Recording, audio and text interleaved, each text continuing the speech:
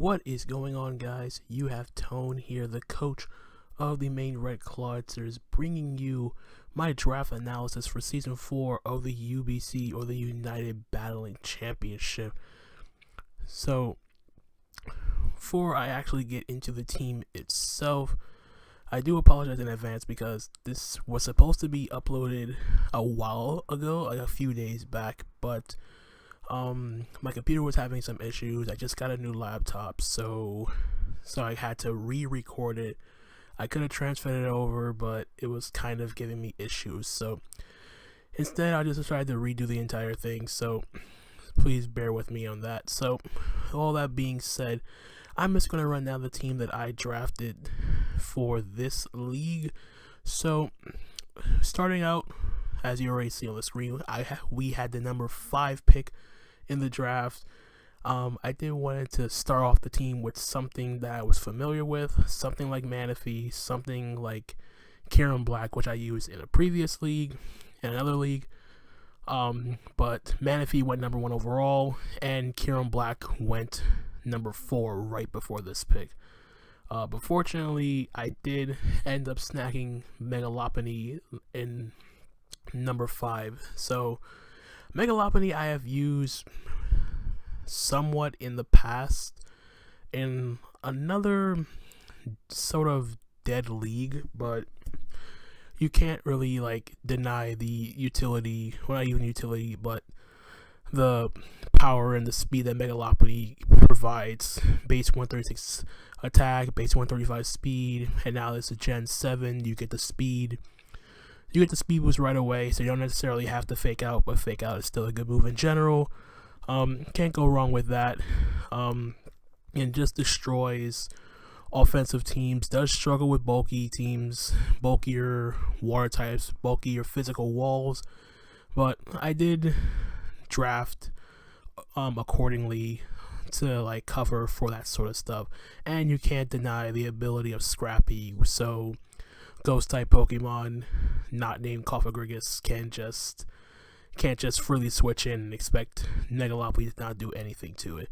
So moving right along, round number 2 came around. I was trying to actually get something like Zapdos in the second round, but unfortunately Zapdos went the first pick of round number 2 or something along those lines. So I figured I'd wait a little bit longer for my hazard removal, and while my second round pick doesn't necessarily mesh with Megalopony, it does give us some utility in slowing down some even faster mons and trying to embed it in with some cool stats that I did think of bringing for this particular team. So in round 2, I ended up snagging up Clefable. So I expected Clefable to drop a little bit with all the new mons coming out for Gen 7. So, but I didn't necessarily think it would come all the way back to me on the in round 2, but I will gladly take it. It was actually a toss-up between this Clefable and another Pokemon, and I was really debating which one I wanted more. So Clefable provides a ton of options for any team in general. Calm Mind, Stealth Rock, Unaware, Magic Guard you can't deny, and it has coverage for days other than Moonblast, Fire Blast, Focus Blast, Shadow Ball, Thunderbolt, Ice Beam, Great Recovery, and Soft Boiled. The list goes on and on. I could go on about this Pokemon for days, but arguably one of the best Pokemon, especially one of the best fairy types in not only general in Pokemon, but in the competitive draft format, even with all the newer fairies coming in, like the Tapus and whatnot. So I couldn't pass up Clefable for the most part.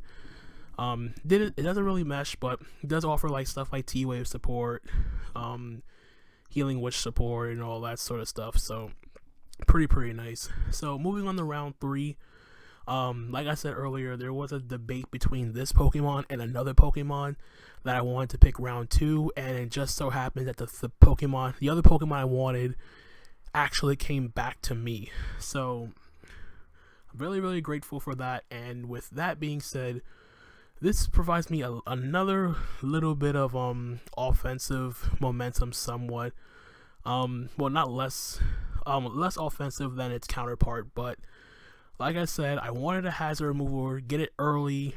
I wanted Zapdos, but I'll gladly settle for this, and with that, my round 3 pick ended up being the Ladias. So I was actually kind of shocked that I got both of them, but with the fact that you can't really, another thing you can't deny, Ladias is sort of in the same category as Clefable in terms of utility, defog, great recovery with Roost, Dragon Psychic Stab is very nice. Bunch of other coverage options at its disposal. Can also be a Calm Mind setup, sweeper, or a late game sweeper, very unexpected. It can still kind of pull off stuff like Reflect type, like its Mega Evolution, but less bulkier. But I still think I can try to work in at least one set revolving around that. And solid stats across the board that can't go wrong either way. I mean, Ladias is just a very good Pokemon despite the new threats coming into the format, but still a very solid mon in general. So, and it makes it's even funnier because my first 3 picks actually ended up having Healing Wish, so I have 3 Healing Wish users, which is pretty cool. Just realized that actually. But anyway, moving on. I have my Mega. I have 2 tier 1 Pokemon, so had to look elsewhere for like wall breaking support, which I didn't really do just yet, and I figured I'd get a wall breaker early before they're all gone, and so I was sort of restricting myself, so had to go down to tier 2. I wasn't looking at tier 1s anymore, all that stuff. All the mons I wanted, they were gone, so I wanted something in tier 2 that was a wall breaker, something that can soften up physical defensive walls for Megalopony, makes it easier on Clefable and Ladias and whatnot. So just so happened to pair up Megalopony with its other bunny counterpart, and that of course being Diggersby. So Diggersby, just it's a powerful mon in general. Huge power, priority quick attack, access to knockoff, normal ground, gives me an electric immunity. Pretty reliably, it's pretty decently good bulky, even though its stats aren't that decent, but huge power, quick attack, like I said. It also gives access to spikes, as Diggersby can force a lot of switches, which helps out Megalopony a lot. So if I run like spikes 3 attacks or something like along those lines, and then still give knockoff support, soften up physical walls for Megalopony, makes it a very decent, makes it a very great one. Actually, not even decent, it is extremely good, very underrated in the format. So that is Diggersby for you. That's my round 4 pick. And now for round 5, I decided that this Pokemon was still paired. This Pokemon was still around for round 5, and it did. While it did get nerfed from Gen 6 to Gen 7, it can still hold some sort of decent presence in the draft format, and one of the most commonly paired Pokemon to go along with Megalopony, and that of course being now it's tier 2 here. I don't know where it'd be in other tiers, but my round 5 pick ended up being the ever so infamous Gengar. Now Gengar, while it no longer has Levitate to be immune to ground type attacks, so it gains an extra weakness, but it does with it no longer levitating, it now absorbs toxic spikes. I don't know if that's really much of a good trade-off in some people's opinion, but despite the nerf, it still has that solid base 130 special attack, base 110 speed. It really deals with a lot of Pokemon. It's like Diggersby, but it's like a faster threat, hitting physical walls on the special side, which can handle Megalopony. Diggersby can soften them up very nicely, but Gengar just gives me that added backup support that puts the whole team together as a whole. So And Gengar just sitting there, it kind of made sense here. Although my team doesn't really look all that balanced as of yet. I just have like Mons all over the place, but the team will eventually come together in the later rounds. That's what I was at least hoping to do. But you'll see the rest of my picks as I go through this. So moving on to round number 6. The one thing I noticed for the most part that I needed a ground resist. The only ground resist I had was Ladia's, and I figured I could need like a defensive ground resist. Tangrowth was long gone by this time. It actually went round 2. But this Pokemon was still around. It does double up on typings for me at least, but for the most part, still a very, very decent mon, and it's a mon I actually wanted to try in Draft League format, which I never got the chance to do, and that Pokemon being the Chestnut. Chestnut, grass fighting, solid defensive stats, has a physical wall, can be run offensively with like a belly drum set or something along those lines. I might do it, who knows, but Chestnut provides me with that ground immunity, has access to the recovery and synthesis, can leech seed, get spikes, can roar, not limited to just being defensively, it can be an offensive tank set, and its special defense can be patched up by like my other mons like Clefable or whatnot. But nonetheless, I needed something a little bit extra in terms of like hazards, so I had having a spiker is nice. I know I have a defogger in Ladias, but nonetheless, I still couldn't pass up the defensive abilities that Chestnut provides my team, and the fact that I really need a ground resist, considering how the rest of my team fared. You'll see as the last 5 picks of this draft goes on, but Chestnut was basically just here because I needed a ground resist. Like I said, provides spikes, can roar and face stuff out, seed bomb, the whole 9 yards. It's very, very nice utility mon. So moving on now to the later rounds, I needed to see. Yeah, I'm all over the place now. I didn't really complete the whole Dragon Fairy Steel Core and all that stuff. So I had my Fairy type in Clefable, I had my Dragon type in Ladias. So needed a Steel type and needed to go to tier 3. And it just so happens this one Steel type Pokemon was just staring me dead in the face, begging me to pick it. And considering another mon with a bunch of utility, a bunch of other options at disposal, I couldn't possibly say no to it, even though this gives me another double typing. So with that, my round 7 pick ended up being the Metagross, as you see here. So Metagross gives me another Stealth Rocker, other than Clefable. Gives me access to priority with Bullet Punch, very, very great defensive typing and Steel Psychic. The Ghost weakness can be patched up a bit with my 2 normal types in Diggersby and Mega Lobotomy. It also gives me another Pokemon weak to ground, which I have Chestnut for.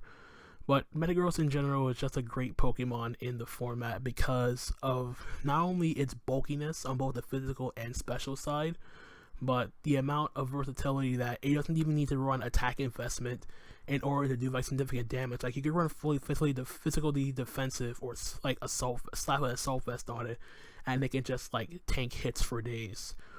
Or just be cheeky, run Rock Polish, or like slap on a weakest policy. I don't know, I might do that, who knows.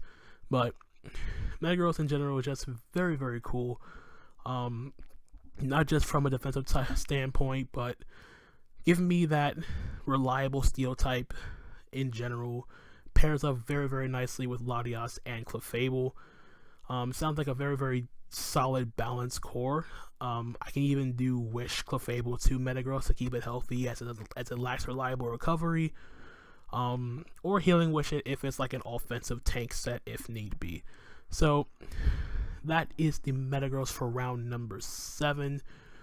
So round number 8 came around, and Well, I did have Metagross, and I did have Ladias as Psychic Resist. I figured that the one thing I really lacked in my drafts in other leagues was the fact that I really lacked drafting a good Dark type Pokemon. I always pass it up for God knows what reason. And in the IBL Season 2, I did have Sneasel, which did do some work, but it wasn't really considered a Psychic Resist. So I decided to get something a lot more definite. And it gives me a second poison typing, but this mon is very, very nice to have in this sort of format, and that Pokemon ended up being the Drapion. So Drapion gives me access to Toxic Spikes, so I have Stealth Rock Spikes and Toxic Spikes covered. It's a taunt, it can taunt, it can phase things out with Whirlwind, access to knockoff, poison, having that poison typing for those fairy types is very, very useful.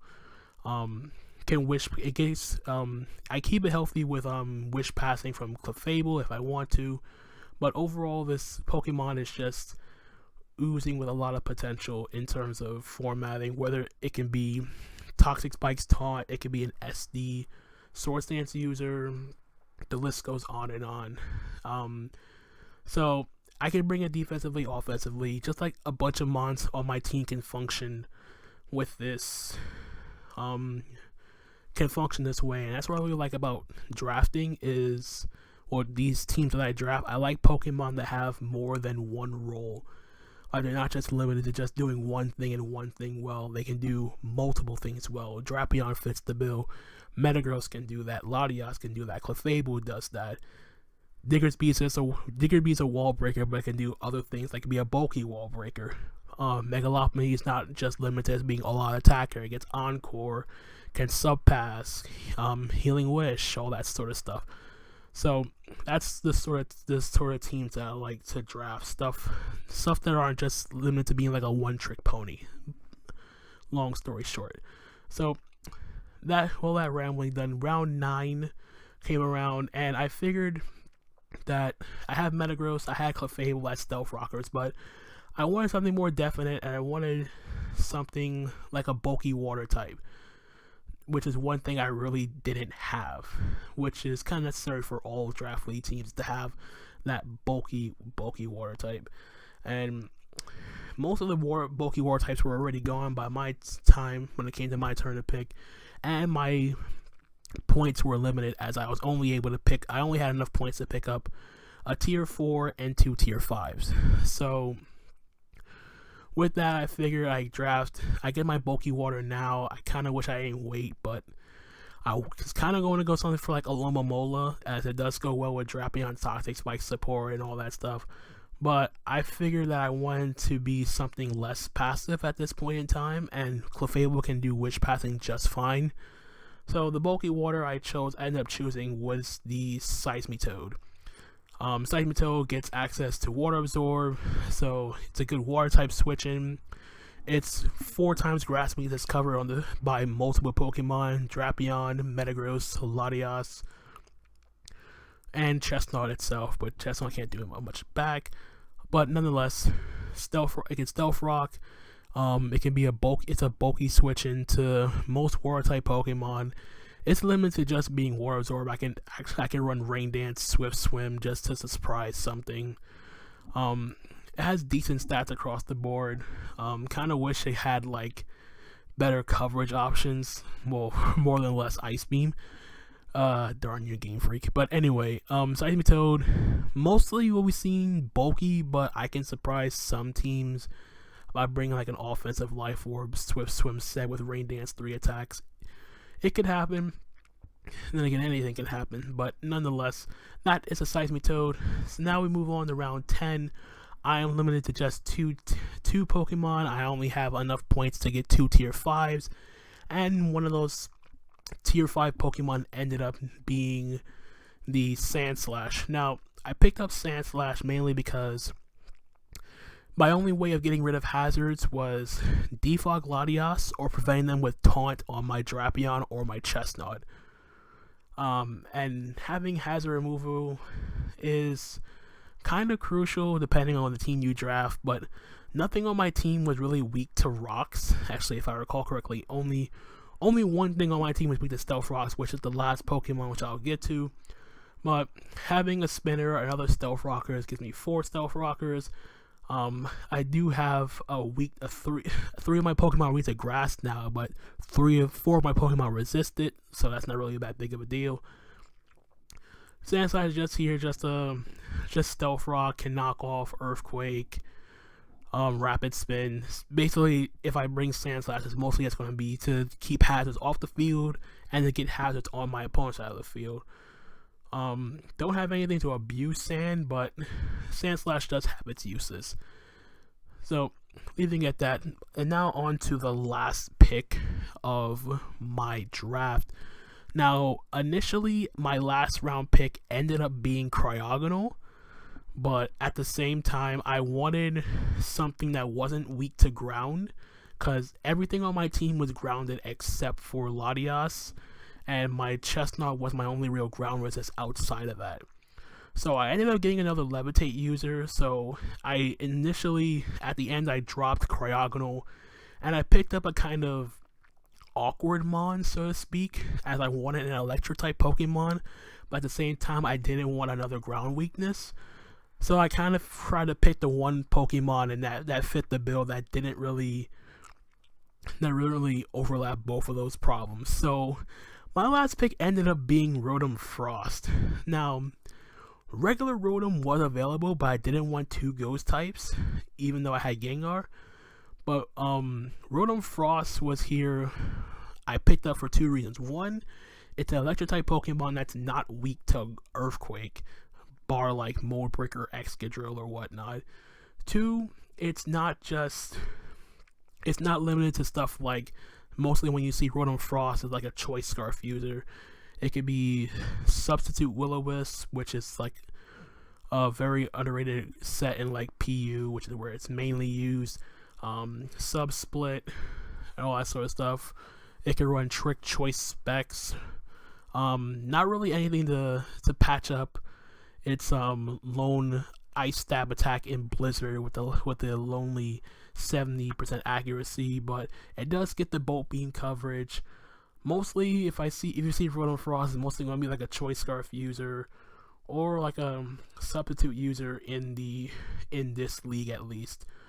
And for the most part, it was just there because I wanted something with Volt Switch to provide momentum for my team.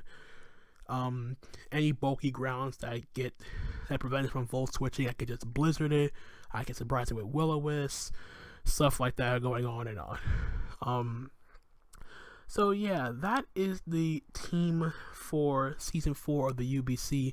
But before I end it there was also the rule in terms of the Z moves that we are allowed to have 3 Pokemon on our team to be used as our Z-Mons. And the Z-Mons I ended up picking, I could have picked better, but I ended up picking Gengar, Diggersby, and I picked Chestnut. I could have picked Ladias or Metagross, but it didn't really matter. I just wanted to try something out with like Chestnut or whatnot. I don't know if Z Belly Drum is allowed. I don't think it is, but even if it's not, Chestnut can still do something. I believe in it. But anyway, if you guys did enjoy the draft analysis, feel free to hit that like button. And in the next couple of days, I will be bringing you week number 1 of the UBC, where we take on the Ontario Omastar. So I hope you guys are looking forward to that. And until the next time, my name is Anthony, aka Tone, and I'm going to catch you guys on the flip side. Later.